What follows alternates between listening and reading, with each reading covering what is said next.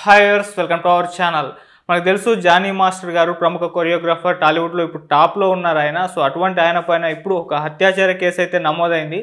ఇది Rayadurg police station వాళ్ళు 0 FIR నమోదు చేసి నార్సింగి పోలీస్ స్టేషన్కి అయితే పంపించేశారు. అసలు ఏంటి కేసు? నిజంగా జానీ మాస్టర్ గారు అత్యాచారం చేశారా? ఎవరి మహిళా డాన్సర్ ఎవరు కంప్లైంట్ చేశారు? మరి ఏంటి ఈ ఇష్యూకి సంబంధించిన మొత్తం డీటెయిల్స్ తెలుసుకోవడానికి ప్రజెంట్ మా రిపోర్టర్ అండ్ యాంకర్ తేజ మన నార్సింగ్ పోలీస్ స్టేషన్ దగ్గర ఉన్నారు. అతను అడిగి మరిన్ని వివరాలు తెలుసుకునే ప్రయత్నం అయితే చేద్దాం. తేజ, హాయ్ తేజ. ఏంటి అక్కడ పరిస్థితి ఏంటి అసలు?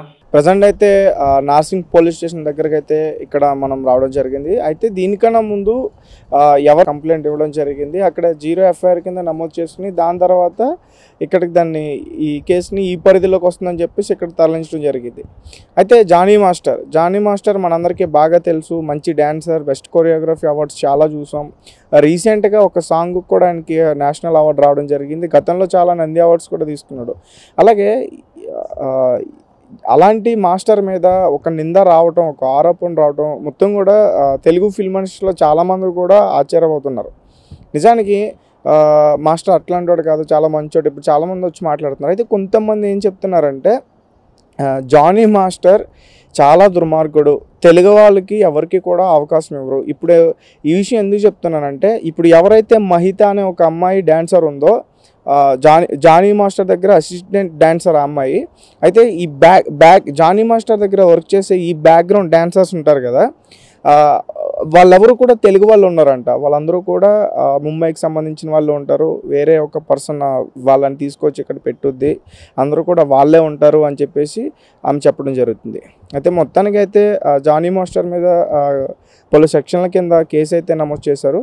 అయితే ఈ వార్త మార్నింగ్ నుంచి కూడా మనం చూస్తున్నాం, జానీ మాస్టర్ మీద కేసు నమోదైంది అని చెప్పేసి.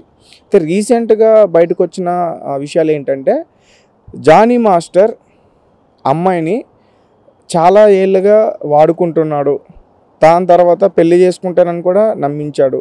అయితే ఇంకా ఆ అమ్మాయి చాలాసార్లు కూడా కొంచెం ప్రయత్నించింది, ఏంటి మన విషయం ఏంటి అని చెప్పేసి. అంటే అప్పటి నుంచి కూడా ఆ అమ్మాయిని బెదిరించడం మొదలుపెట్టాడు. ఏ రకంగా అంటే, జానీ మాస్టర్ ఒక ముస్లిం, ఆ అమ్మాయి ఒక హిందూ. ఆ అమ్మాయిది ఇక్కడ కూడా కాదు, ఆ అమ్మాయిది మహారాష్ట్ర సంథింగ్ మధ్యప్రదేశ్ ఎక్కడో ప్రాంతం అని చెప్పేసి అంటున్నారు. అయితే నువ్వు నన్ను చేసుకోవాలంటే నువ్వు బుర్కా వేసుకోవాలి, నమాజ్ చేయాలి, అంటే లవ్ జిహాద్ తరహాలు ఆ కోణంలో ఇవన్నీ కూడా చేయాల్సి ఉంటుందని కూడా చాలాసార్లు బెదిరించాడంట. కొన్నిసార్లు అయితే కొట్టడం కూడా జరిగిందంట. అండ్ తిను ఏ సాంగ్ కొరియోగ్రఫీ చేసినా ఖచ్చితంగా ఆ అమ్మాయి అక్కడ ఉంటుంది. అయితే ఇంకా లాభం లేదు, ఇతనితో కటిఫ్ చెప్పి మన లైఫ్ చూసుకుందామని ఆ అమ్మాయి చాలాసార్లు ప్రయత్నించింది. అలాంటప్పుడే కొన్నాళ్ళు దూరంగా ఉన్నా మళ్ళీ తనని ఏదో రకంగా హింసించాలని జానీ మాస్టర్ ప్రయత్నించాడంటూ కూడా పోలీసులకు చెప్పడం జరిగింది. ముఖ్యంగా ఒకరోజు ఒక టెంపుల్కి వెళ్తే ఒక బుకేలో వేరే ఒక చిన్న డాన్సర్తో ఒక బుకే పంపించి ఒక లెటర్ని కూడా పంపించాడంట. నువ్వు అంటే ఆ అమ్మాయి కొరియోగ్రఫీ కూడా స్టార్ట్ చేసింది. వేరే సాంగ్ ఏదైనా కొరియోగ్రఫీ చేస్తే నీకు బాగోదు అని చెప్పేసి బెదిరింపు లెటర్ కూడా పంపించిండంట.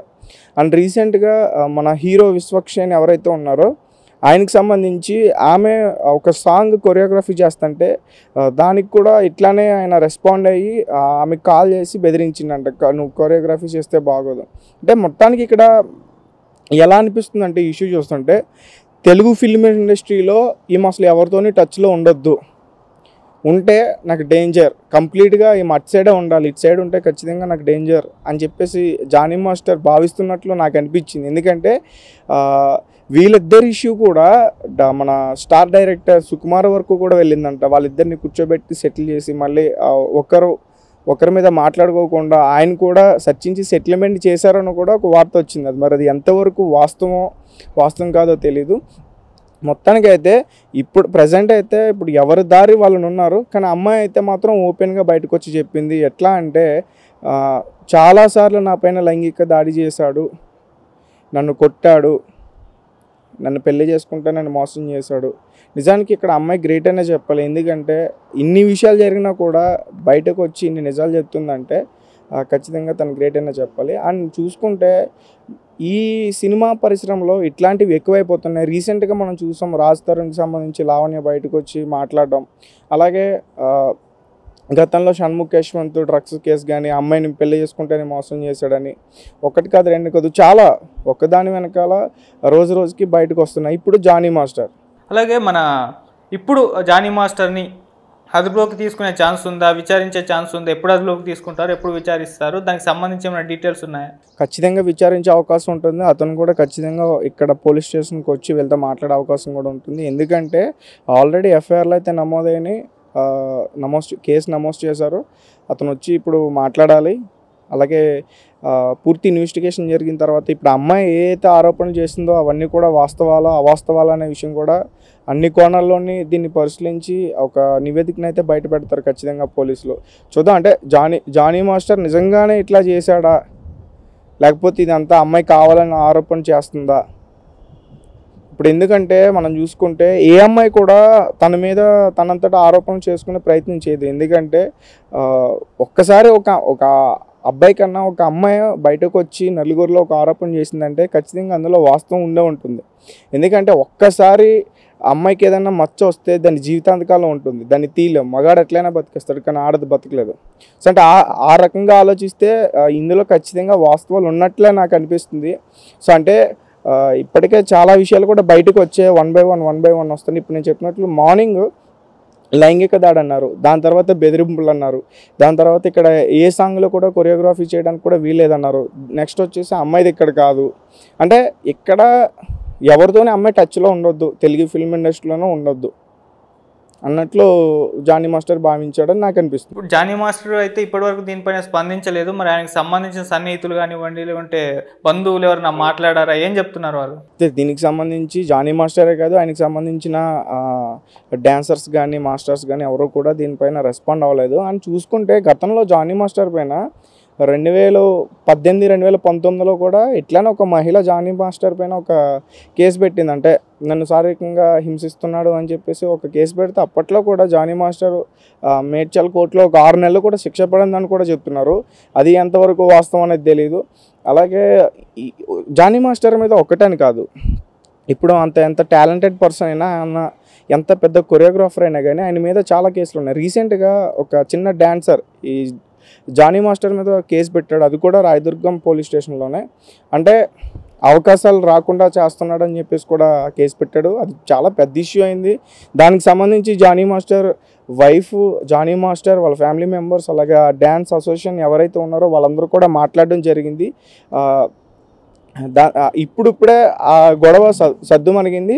కట్ చేస్తే మళ్ళీ వెలుగులోకి జానీ మాస్టర్ పైన ఈ అమ్మాయి వచ్చి బయటికి కొన్ని కొత్త విషయాలన్నీ కూడా బయట పెట్టింది.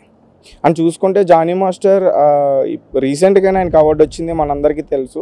అలాగే ఒక పొలిటికల్ పార్టీకి కూడా సపోర్ట్ చేస్తున్నారు, అది కూడా అందరికీ తెలుసు. ముఖ్యంగా పవన్ కళ్యాణ్ గారి అభిమానాన్ని కూడా చెప్తారు.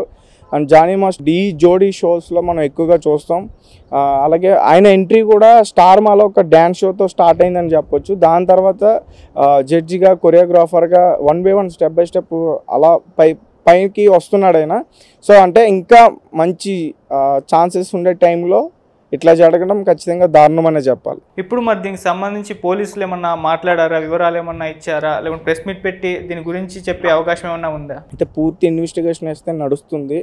అంటే అన్ని కోణాల్లోని చెక్ చేయాలి. ఎందుకంటే ఒక పక్క ఒక మంచి పేరున్న కొరియోగ్రాఫర్, ఒక మాస్టర్.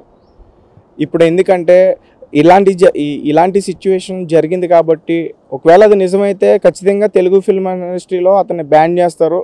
మళ్ళీ జానీ మాస్టర్ కొరియోగ్రఫీని ఎవరు చూడరు. అలాగే మరో పక్క ఆలోచిస్తే ఒక అమ్మాయి జీవితం, ఇప్పుడు ఆ అమ్మాయి ఎవరికైనా అమ్మాయి జీవితం పాడైందంటే మన ఇంట్లో ఆడపిల్ల జీవితం పాడైనట్లే, అందరికీ సమానమే కదా.